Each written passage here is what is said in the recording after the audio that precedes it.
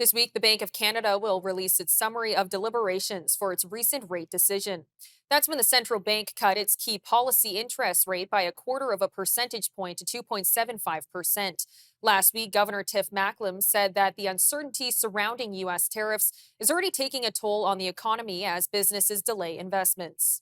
We now face a new economic crisis. Since President Trump began threatening to impose a wide range of tariffs on Canadian exports, uncertainty has increased sharply. And depending on the extent and duration of tariffs, the economic impact could be severe. The uncertainty is already causing harm. There's a lot we don't know. Some new tariffs are in place on steel, aluminum, as well as goods not in compliance with the Canada-US-Mexico agreement. We don't know how long these tariffs will last. And we don't know if tariffs will broaden to other sectors. In the last 2 months, the U.S. administration has twice imposed and then retracted universal tariffs on all imports from Canada and Mexico. President Trump has also threatened to extend tariffs to a wide range of industries, including autos, semiconductors, and pharmaceuticals. And he has recently repeatedly said new reciprocal tariffs are coming on April 2nd on many countries, although it's really not clear exactly what that means. Most disturbing of all for Canadians, President Trump has threatened our sovereignty, repeatedly referring to Canada as the 51st state. There can be no question about our sovereignty or our border.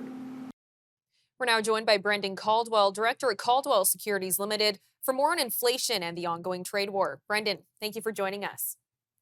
Well, you're most welcome, Theresa. Isn't that the ancient curse? May you live in interesting times. Now, Statistics Canada recently reported that Canada's annual inflation rate rose to 2.6% last month. How might the ongoing tariff uncertainty impact this figure? Well, it could make it bigger if, in fact, we do in Canada do reciprocal tariffs. That is, if we start slapping tariffs on American goods, and we do import rather a lot from the United States, if that will actually increase the cost. So it's one of the reasons I don't think reciprocal tariffs are a particularly good idea. Tariffs is the surest way to ruin. We saw that 90 years ago when countries decided to get into a trade war. So yeah, if we add tariffs, it will raise the cost. Inflation's already higher than people expect, despite the fact the economy, as the Bank of Canada governor was just saying, the economy is quite slow. I mean, we have a word for this. It was coined in the late 70s called stagflation, where you have inflation going up, but the economy not growing. Not a good situation to be in. The additional tariffs could add challenges to it. And a significant number of Gen Z and millennial Canadians have cited finances as their primary source of stress, with the looming trade war being a key factor. Why would you say that young people are particularly affected by financial concerns? So this is one of the conversations we're going to have, Theresa, about how someone in a tweed vest should know how to fix the younger generation's issues. I haven't a clue. I'm just disappointed and sad for them that their biggest issue isn't dating apps.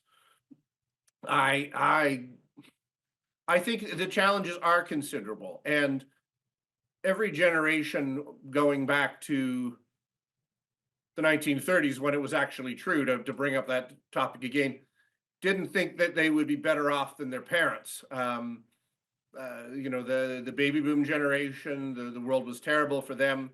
Gen X, all the John Hughes movies were about how we were never going to quite measure up. And, flash forward to the present.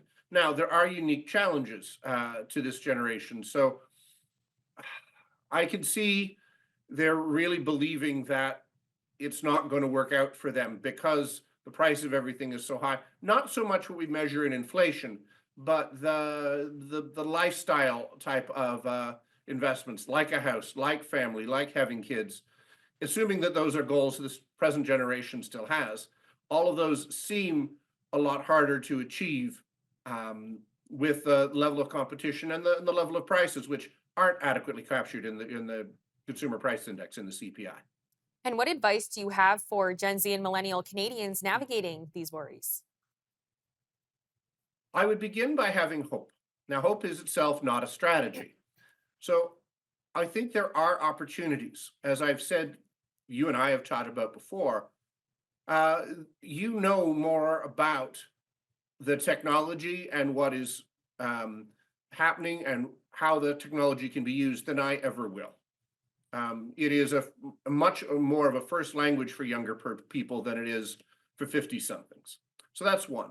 Two, so do capitalize on what you do know. Make a list of your assets. And speaking of assets, I do think putting a little bit of money aside every month, whether it's $50 or $200 or $500 or $1,000, whatever you can slightly not afford, whatever you just sort of notice, so that you have a bit of money that can grow set aside from everything else you might be doing. I would put it in some sort of growth type investment, a growth mutual fund or something. It doesn't even matter if this market goes up or down, because if you're adding to it on a monthly basis, as you and I have discussed, you're going to get the benefit of dollar cost averaging and have that money grow for you. And one can just think more clearly and make better decisions if you know you have a bit of money set aside for just such an emergency. Now, Mark Carney has mentioned a few times in his recent campaign that he's hoping to help younger Canadians and give them the same opportunities that the older generations had when it comes to savings or being able to send their future children to university or college or things like that. How much do you think that helps younger Canadians with dealing with stress, knowing that they do have a prime minister and, a potential prime minister in the future in their corner? Well, I would hope that the Prime Minister is not against any Canadians. The last measure that Mr. Carney's party did put forward to try and help the younger generation was to raise the capital gains inclusion rate, which apparently Mr. Carney has decided to kill in the last few days. The thought process there is they would tax the older generation and thereby have more money available for the younger generation. The trouble is, the younger generation can do math, and they realize that if the older generation was taxed to a greater degree, there would be less money for them, less inheritance to be passed on. They might not be able to afford the family cottage because there was a big tax burden on it. So it wasn't the winner from a policy perspective that I think the Liberal government thought it was going to be. So I would hope that to going forward, what will be the policy of whatever government is formed is one that just makes it easier for Canadians to figure out their own solutions. That the government doesn't actually have to fix everything. It's not actually their job to make everything better.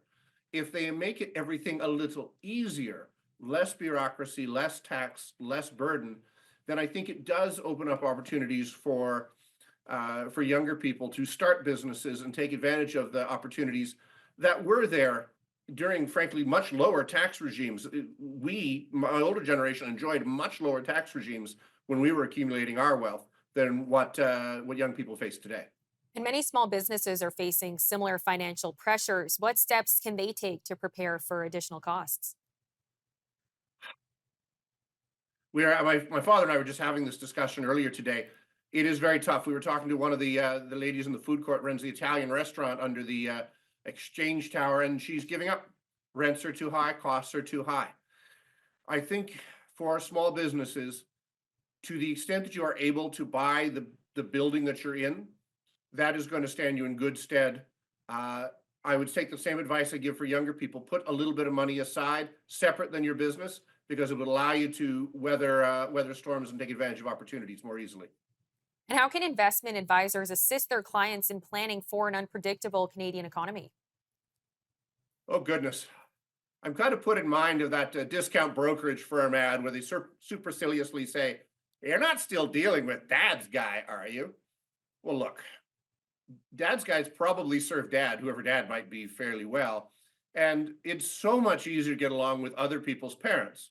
Similarly, it's so much easier to get along with other people's kids. So I would suggest this: take advantage of Dad's guy, whoever Dad's guy might be or advisor might be, because older people do like to give advice. And if it's not coming from your parents, it's a little easier to take.